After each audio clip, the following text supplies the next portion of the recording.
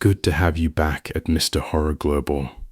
Tonight's story comes from a friend of a friend, a man I'll call Mark, who'd lost everything and answered a flyer promising a loan no matter his situation, never asking what he'd be signing away. Viewer discretion advised. The vessel.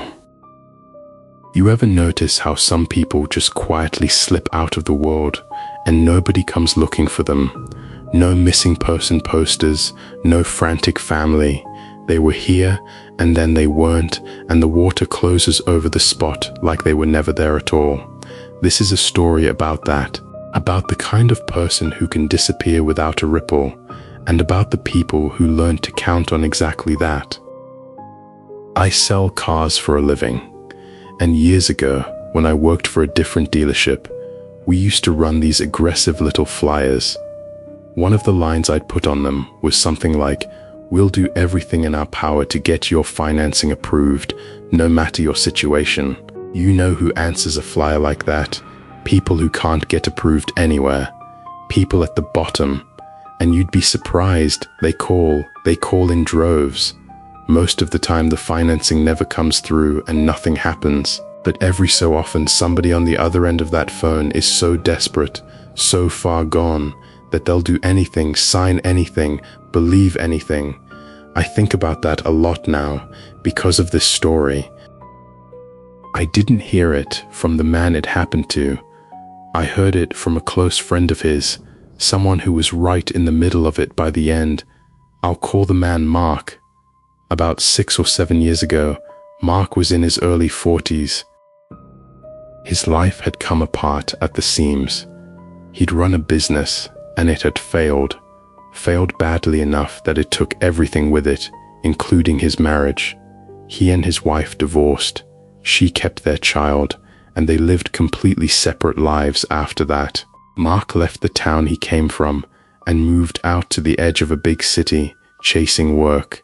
Day labor mostly, the kind of job where nobody asks questions and you get your pay in cash at the end of the shift, off the books. Because on paper, in Mark's name, there was nothing left to work with. No credit, no way to borrow a single dollar. And out there on the margins, he wasn't alone. The neighborhood he landed in was full of men just like him, divorced, broke, cut off from their families, doing the same hard labor, living one day at a time with nothing much ahead of them. They called each other brother. They drank together, looked out for each other a little. That was the whole of it. Then one evening, Ray calls him. Ray's one of the older brothers from the neighborhood, a few years up on Mark. "You eaten yet? Come on, let's grab some food, a bowl of stew, a couple of drinks." Mark says, "Sure, where do you want to meet?" And Ray says, "Stay put, I'll come get you." Come get me? With what? I bought a car. So Mark waits, and after a while Ray rolls up, in a luxury executive sedan, the big kind a senior manager drives, maybe 2 generations old, but still a real car. Mark's stunned. "Where'd you get this?" "Bought it." "Ray, you can't have something like this in your name.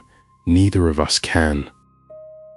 "Well," Ray says, grinning, "there's a place that takes care of all that. They straighten out the whole financing thing for you. Set me right up."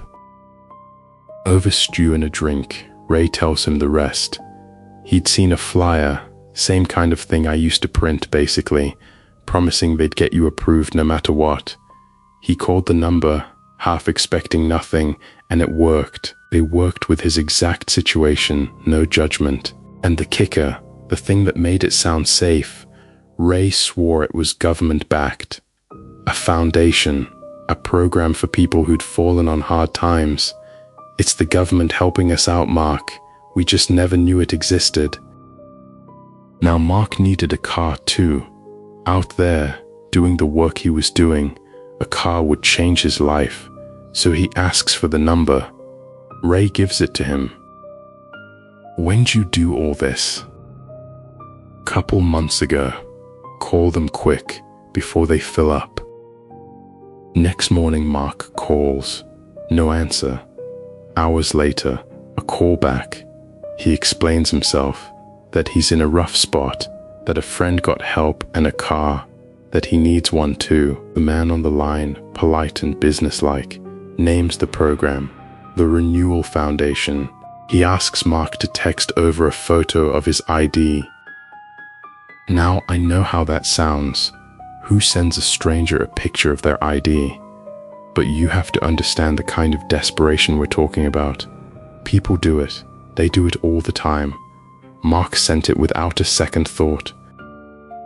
A few hours later, we've run your situation. It's pretty rough, I won't lie to you. For cases like yours, we like to meet in person, sit down, have a conversation before we talk about moving forward. When's good for you? They met the next morning at a cafe. Mark got there first, right on time. A clean-cut man walked in, maybe early 40s, in a sharp suit, a laminated badge around his neck, the Renewal Foundation, his name, the whole official-looking package. I'll call him Curtis. They shook hands and sat down. Curtis didn't ask much, honestly. What kind of car? How much money? Whether Mark wanted it in his own name or handled some other way. When Mark pushed, "Look, I need to know how much I'm working with before I can pick a car," Curtis just slid him the options. The foundation only deals in a handful of models, he said. A couple of mid-size sedans, or a couple of the bigger full-size luxury ones. Pick one. Mark, of course, picked the luxury one. They always do.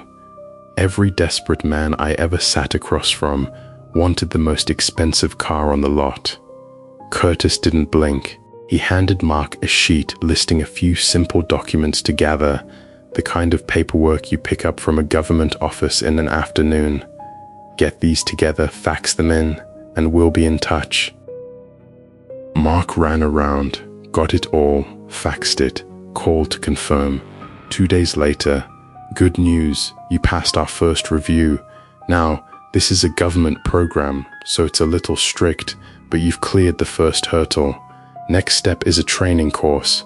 1 night, 2 days. After that, you sign the loan paperwork and you drive off in your car." A training course. Sure, whatever. Mark was floating. They gave him a place and a time, a couple of days out, early in the morning. When he got there, a minivan was idling at the curb. Curtis was driving, and there were 3 other men inside, strangers all about the same flavor of down on their luck. Awkward silence the whole way. They drove out past the edge of everything, into the kind of overgrown outskirts where the buildings thin out, and pulled up at a shabby low building with a sign that said training center but looked frankly like a roadside motel. Inside, they each got a room. Drop your bags, come to the classroom. And the classroom, there was no actual training. There was a television and a videotape. A woman came in to start it. Mid-40s, maybe early 50s. Hair pulled straight back, very composed, very still. She introduced herself as the one in charge of their education, pressed play, and that was it. They watched the tape, they ate, they watched more tape. They ate dinner, a little small talk, and off to their separate rooms to sleep. And that night, Mark got sleep paralysis. You know the thing, you wake up and you can't move. There's a weight on your chest, and you're sure something's in the room with you. Maybe it was the strange bed. Maybe it was something else. He didn't think much of it at the time. In the morning, the woman with the slicked back hair was all smiles. Everybody sleep all right? Anyone uncomfortable in the night? Anyone not rest well? Go ahead and speak up. The group had loosened up after a day together, so Mark just said it. Yeah, I had a rough one.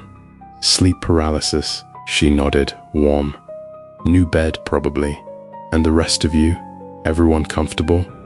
Everyone else had slept fine, only Mark. I want you to hold on to that. Only Mark raised his hand. They gave him a little certificate of completion. One last meeting, Curtis walked him through how the foundation would source the car, the dealerships involved, all of it. And then it was sign here and here and here, page after page.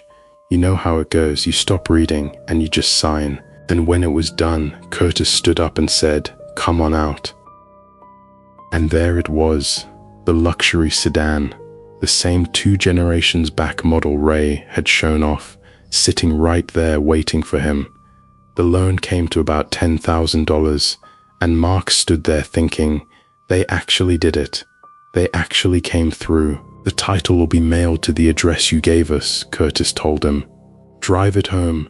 Just make sure those monthly payments come in on time every month." Mark thanked him about 100 times and drove off. He came home a conquering hero, called Ray right away. "I got mine, same car." And Ray's laughing, "What'd I tell you? What did I tell you? 2 broke men on top of the world." And here's the thing, it was real. The payments came due and Mark made them. Every one, never a day late. 4 months went by, 5, everything clean. Then Curtis called. Mark stepped off the job to take it. "There's a training session next Saturday. You'll need to attend." "Oh, what? What training?" "Sir, this was all in the paperwork you signed. You're required to attend our sessions periodically. It's part of the program." "I'm not in middle school. What is there to train me on?" And Curtis's voice cooled right off. "If you're going to take that attitude, I'll have no choice but to demand the full loan back at once. I told you, this is a government initiative. We don't just hand people money. We walk alongside them through ongoing education so they can get back on their feet and stay there. This isn't charity. There are expectations." So Mark went, a week later, to the lot they named. And the minute he got there, things were already off. "Leave your car, we all ride together," he argued. "It's overnight, I'll just take my own." But no, everyone in one vehicle. Another minivan, 6 men this time, counting the driver, and they drove and drove. Mark kept waiting for some gleaming training campus to appear, and instead the van rolled into a little rural village and stopped. Everybody out. The pitch had changed. Today, they were told, they'd be doing volunteer work, helping the village. Mark's blood was up. "I borrowed money. Training, fine. But what's this volunteering nonsense? You drag a man off a work site to put him to work somewhere else for free?" And the answer came back flat and easy. "If you're unhappy, you're welcome to leave. We'll just need the loan repaid in full." So he swallowed it. There wasn't even much to do, honestly. Strangers milling around, picking at make-work, killing time. As evening came on, they all gathered down by the river that ran past the village and had dinner with the locals. And the locals, Mark got the strong sense that these village people genuinely believed it was just kind young men come to volunteer. Nice folks, grateful, apologizing they couldn't help more, pleasant, ordinary. Then, instead of rooms, they each got a whole house. A guide walked Mark over to a little single-room bungalow off in a corner by itself. "Sleep here. Tomorrow you'll wrap up the volunteer work and head home." Mark was irritated and didn't really listen. He went in and lay down. Sometime in the dead of night, a sound woke him. A scraping, dragging sound out in the dark, like something being pulled across the ground. He couldn't place it. He opened his door and looked out. Nothing, just black, empty village night. He lay back down, and then there came another sound, one he couldn't put a name to at all, and it seemed to be coming from somewhere off to the side. So he put his shoes on and walked toward it, slow through the dark. The bungalows were spread out, scattered apart from each other. From one of them, off a ways, he could hear voices, low and steady. He crept closer, and he recognized one of them. It was Curtis, and what Curtis was saying was, "For a man like you, sir, what we'd want to do is set you up on a larger scale, help you get a real business going again, get back on your feet properly. We've prepared something." Mark's heart jumped. They're giving someone a second chance. Maybe this whole thing, the volunteering, the trip out here, maybe it's a test, and I'm being considered too. He hurried back to his bungalow, sat there buzzing with hope, and waited. Sure enough, a soft knock. He shot up and opened the door, and there was Curtis. And Curtis sat down and said, almost word for word, the thing Mark had just overheard. "You told me you'd run a business once before it failed. That means you know how to run one. If you've got the will, we can submit you for review and try to help you start again. What do you say? You want to try?" You can imagine how that landed on a man who'd lost everything. I can do whatever business I want? Within the budget, sure. A little training, and we get you going. So, you in? Yes. 100% yes. Then tomorrow, Curtis said, you'll go on to another site. We'll talk it through, and then you head home. And Mark, a day laborer, no boss to answer to, said absolutely, let's do it. Morning came. The 6 who'd arrived were down to 4 now, counting the driver. Take away Curtis, and it was just Mark and 2 other men. They drove off. And where they ended up, Mark could hardly believe. A sprawling estate like something a king would live in, tucked back against the mountains, the grounds all manicured and gorgeous.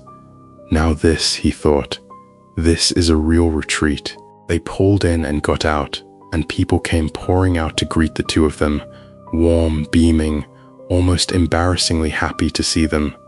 Mark felt ridiculous, sheepish. All this fuss. Inside, they were seated on these deep, expensive sofas, the kind you'd picture in a chairman's office, and made to wait. Then an older man came out, silver-haired, dignified. "You've come such a long way. You must be tired." Mark asked who he was, and the man said, "Oh, nothing important. I'm just the one who founded this foundation and who funds it." Gentle as could be, he talked the way a pastor talks when he's counseling you, soft and patient and kind. He asked about the business Mark wanted to start, asked what had gone so wrong before. Mark poured it all out, and the man just nodded and said, "Rest here today, and then you'll be on your way." "Can't I just go now?" No. Rest a while. We'll see you home ourselves. Don't worry about a thing. Eat whatever you like. Take your ease." And then they really laid it on. Several women appeared and began treating Mark like an emperor. There's no softer way to put it. They waited on him like handmaidens to a king, 3 of them trailing him everywhere. "Anything you need? Anything you'd like to eat? The bathroom's this way, sir." And one of them standing outside the bathroom door with a towel, waiting when he came out. It made his skin crawl. This is wrong. This is all wrong. He pulled one of the women aside. "Do me a favor. Go get Curtis, the man who handled my case." She went, and a few minutes later Curtis appeared. "Curtis, what is all this?" And Curtis explained, smooth as ever. "Well, the government doesn't have unlimited money, you understand. Your car, that came from the National Fund. But from here on, what we do operates more as sponsorship, private support." Fine, but is this normal? Treating people like royalty? "Everyone here is a good person. Of course we treat them well." "Where's the man who rode out with me?" "In the other wing, comfortable, resting." "I want to see him." "That's not really how it works. Everyone has their own time. And when Mark said he wanted to leave, the whole temperature of the room changed. Curtis took him by the arm. "Sir, after everything we've done, after I personally got you that car, think about how it looks for us if you walk out now. You keep this up, and I'll have no choice but to call the loan in full, every cent." A threat wrapped in a smile. "Then when do I get to leave?" "Rest, and we'll see you out." "When?" "Sir, did I forget to mention? It costs us $200 a day to host you. You're not here for free. We pay good money, a daily wage basically, to bring people like you out and look after them. So please, don't be difficult." And that was the detail that turned Mark's stomach cold. $200 a day. Sit and think about that for a second, he did. Why would anyone pay $200 a day to pamper a man who'd lost everything and had nothing left to give? Nothing about it made sense. He went outside to smoke, the three women still glued to him, and he stood there looking up at the buildings, the architecture, the layout, the whole feel of the place, and it hit him all at once. A cult. This is a cult. Not a church, not the kind he knew, something older, with a Buddhist tint to it maybe, something he couldn't name, and it crawled all over him. I do not belong here, and I am not safe. Back inside, he tried to get a straight answer out of one of the women. People like me, who come in like this, how many days before they let you out? "Oh, we wouldn't know that. We just take care of you. We're never told the schedule." Nothing. They knew nothing. So Mark did something he wasn't proud of, but he did it on purpose. As one of the women passed close, he patted her on the backside. Cheap, ugly little test, because in any normal place, a woman would whirl around. "What is your problem?" But this woman just smiled and stood there, demure, waiting. He apologized, flustered, said he didn't know what came over him, and she just smiled and said, "It's all right." And right then he knew for certain. This is not a normal place. I have to get out. He asked for Curtis again. Busy, can't come. They fed him, gave him drinks, fussed over him, and then walked him to a beautiful spotless room for the night. He sat down on the bed, dread pooling in his gut, and thought, if I could just talk to the man who came with me. He opened the door to call out, and there in the hall stood two of the women, posted on either side like guards, like the eunuchs and court ladies you'd see standing outside a king's chamber in some old period drama, heads slightly bowed, waiting. "What are you doing?" "Just in case you need anything." "I want to see the man I came with." "He's asleep." "How would you know that?" "We were told he's sleeping comfortably." He insisted. He wanted to step out and smoke. "There's an ashtray in your room, sir." He wanted air. "Please go back inside." And finally he snapped. "What is this? Who are you people? This is imprisonment." And they answered him so gently it was worse than shouting. "Imprisonment? In a place this nice? Go on in, rest. When the manager comes in the morning, you'll go over the schedule." Now, they were two women. Mark was a grown man.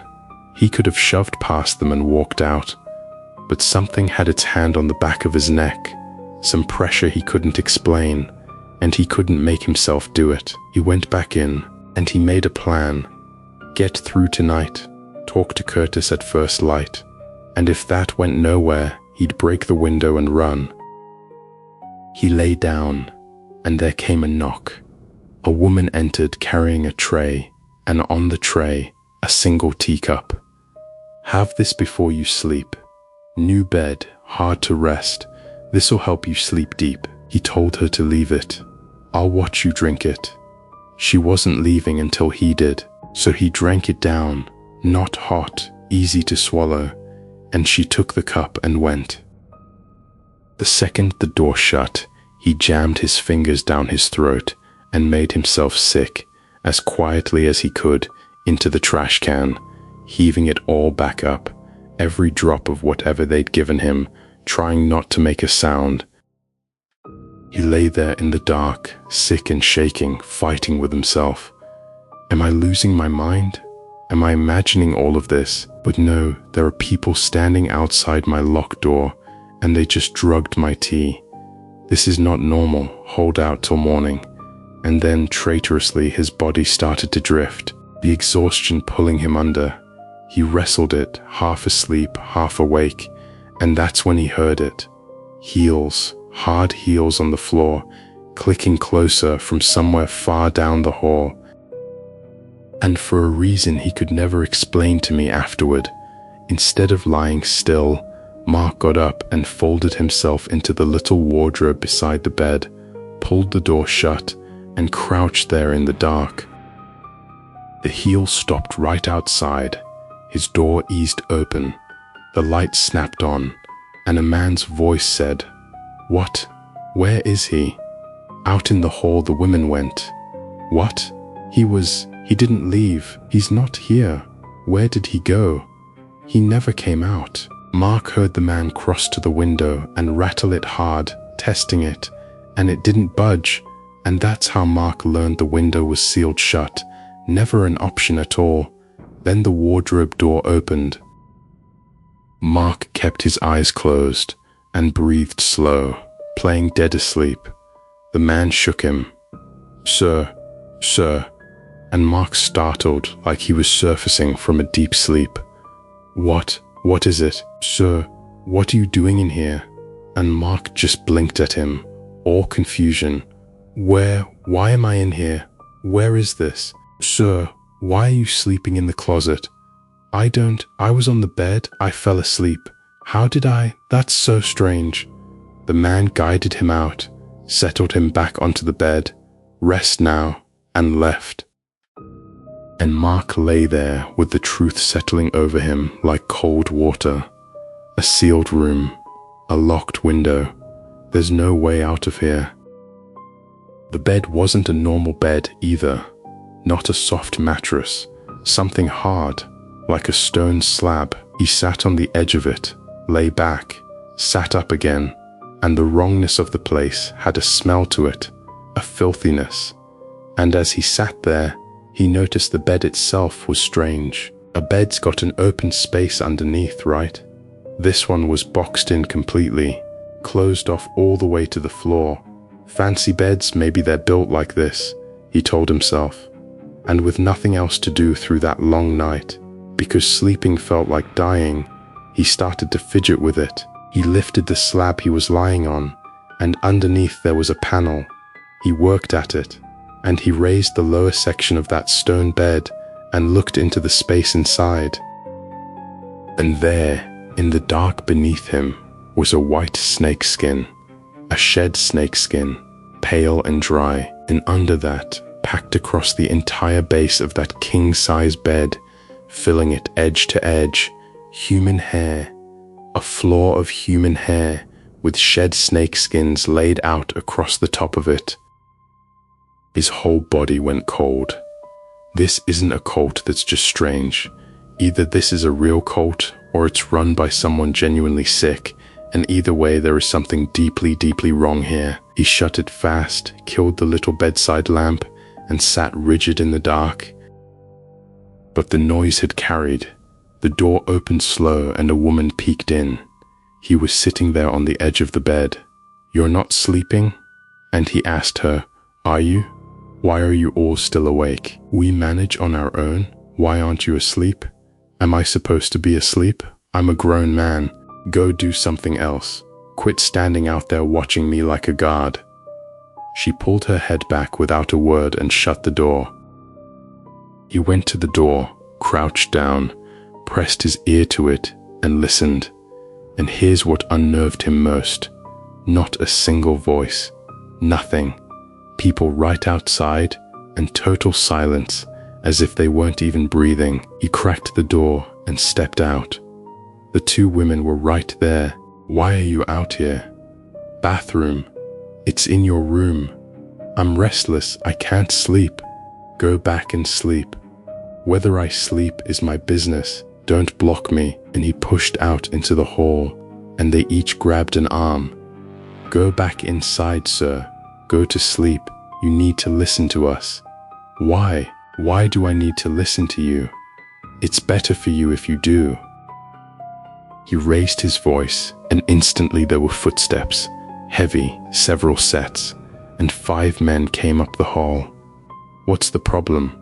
I want to take a walk. They won't let me, and the men closed in, all calm reason. It's not just your sleep time, sir. You'll wake the others. Go back in. It's bedtime. You should be asleep. Military, all of it. The eyes, the way they stood. So this is the army now. Can't even take a walk. Give me my phone. Let me make one call. Take it up with the manager in the morning. We weren't told anything about that. Go back in before you wake everyone. Sir, we're going to lock the door now. What? You don't lock my door. I lock it from the inside. And they didn't shove him. Exactly. They laid hands on him and pressed, firm and steady, walking him backward into the room. The door closed, and he heard the latch click home from the outside. He turned the handle. It wouldn't open. He was locked in. He went to the window, and it was sealed, just as the man had found. He sat on that stone bed in the dark, with no answers and no exit, and he stayed awake until the sun came up. When the latch finally clicked open, a woman told him to come to breakfast. Sleep well? Like a dream. Get me the manager. You said I'd see him this morning. Eat first. I don't want food. Get me the manager. He's not in yet. The dining hall was huge, buffet style, packed with people eating, and the feeling was unmistakable. Everyone in this room is in on it. They're all one body, and I'm the only outsider. The man who'd ridden out with him was nowhere. He asked to sit with him. Curt one-word answers now. Eat. He sat and pushed food around his plate. After breakfast, he said he was going to the bathroom, and when they moved to follow him, that was the end of his patience. The dining hall was on the ground floor. He bolted, straight for the entrance, full sprint. Behind him the women screamed, "Stop him!" But men were already standing at the doors, and they took him. There was a real fight, a vicious one, Mark throwing himself against them, and they put their hands on him and used enough force to put him down. After that, there was no more pretending. They marched him into a room like a counseling office and sat him in a chair. Curtis came in. What is this place? Just stay a few days. How many days? 3, 4. Why? Why do I have to stay here 3 or 4 days? You're earning $200 a day to rest in luxury. Is that so terrible? I tried to leave. You can't leave. This is kidnapping. You understand that? When I get out of here, I am not going to keep quiet. You're a cult. And Curtis just looked at him. Then leave. Go report us. Do whatever you like. And when Mark swore he'd bring the whole thing down, Curtis said something that took the floor out from under him. Sir, you forget so much. Think about the documents you gave us. Think about exactly what's in the file you handed over. And even if you report us, we take no damage. None. We're very confident about that. So, stay 2 or 3 days, and then go start your business. Then Mark told him, I looked under the bed. What is that? And Curtis went still for a beat. Now why would you open that? Because you locked me in and I was bored. The snake skin, the hair, what is it? And Curtis tilted his head and said, Ah, so that's all you saw. Mark said, What? And Curtis laughing a little, I mean, you didn't see anything else in there? Then, breezy again, Look, just rest a few days. You want a woman? Should I send one in? Tell me what you need and it's yours. Solve everything inside that room and don't even dream about leaving. Just sit still and stay put. Is that really so hard? And then a curse, sharp and ugly, the mask slipping for half a second. After that, no freedom at all. They dragged him back and locked him in for good. Meals passed through the door. The bathroom was in the room.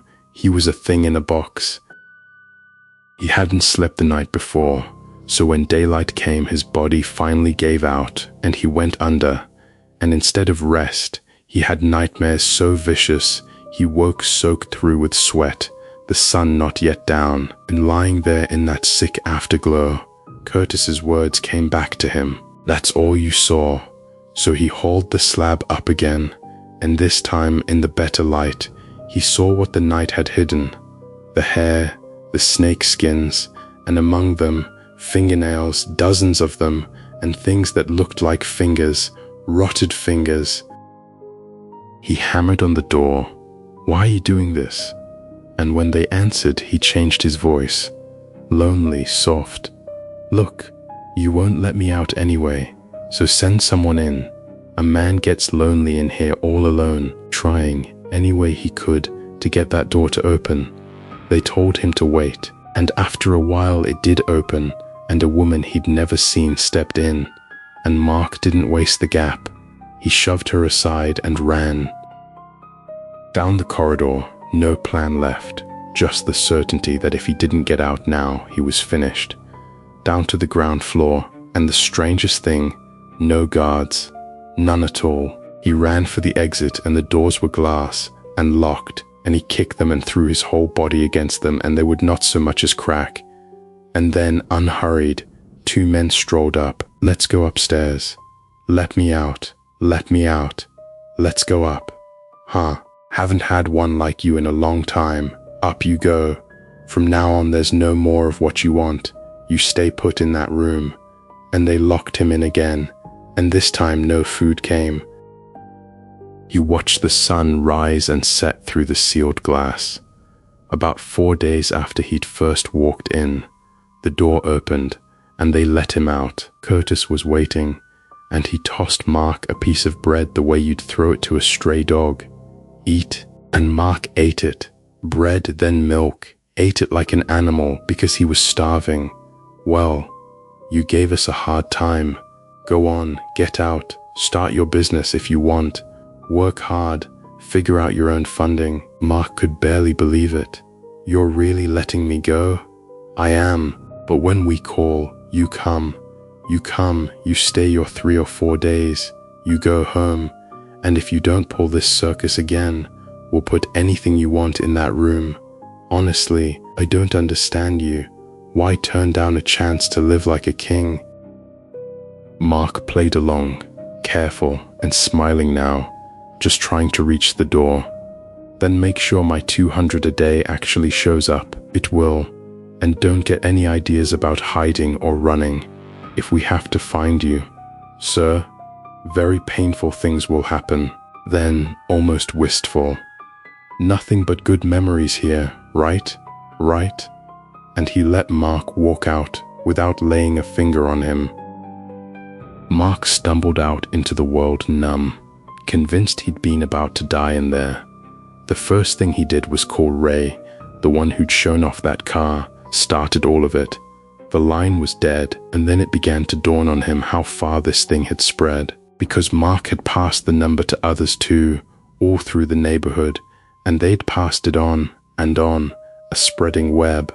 One guy had gotten a car, another something else, but now he started to see how people got sorted, and there was no logic to it he could find. Somebody better off than Mark got cut at the very first coffee shop interview. Somebody else sailed through the village. Somebody got cut at the training center.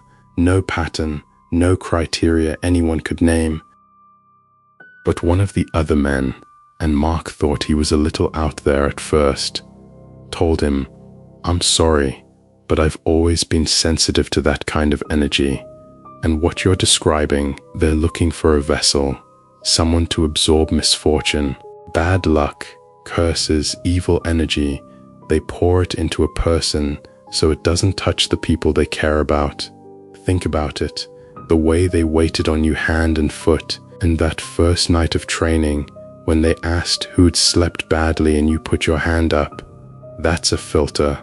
They're sifting for the ones who can feel things, the ones who sense the unseen. They sought and sought and sought until they found exactly who they need. Mark didn't really buy it, but it lodged in him, and the reason he eventually believed it, the reason this whole story even got told, was this. From the day he walked out of that place, Mark never slept a full night again. Not once. Every night, nightmares, sleep paralysis.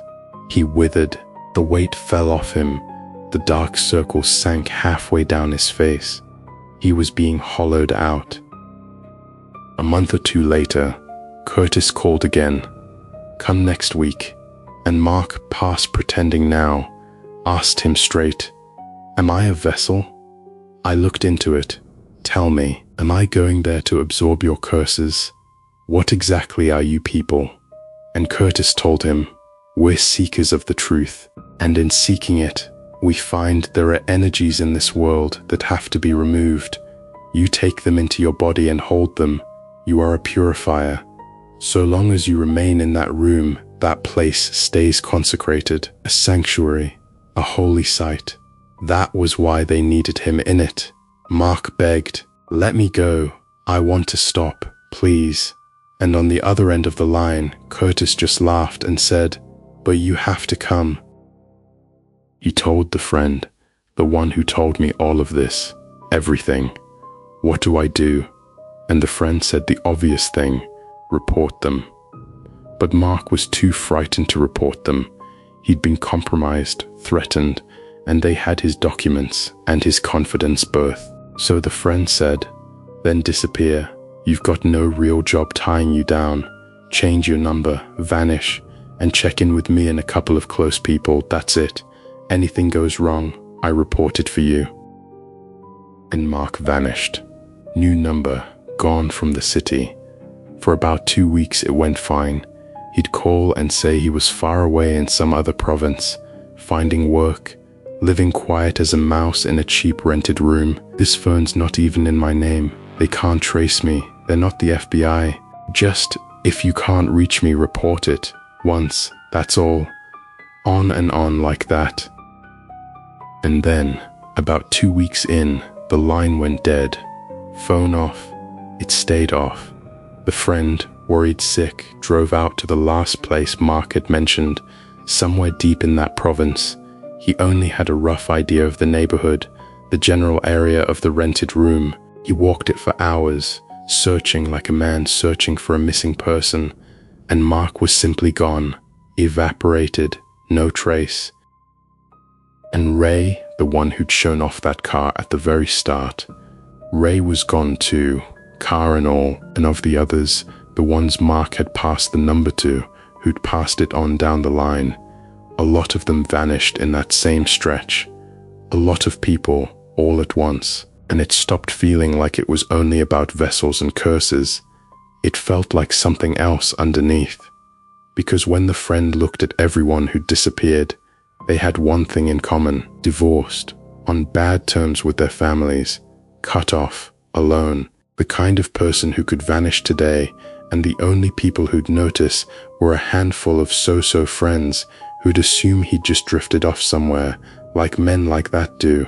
People nobody would come looking for. That was who disappeared.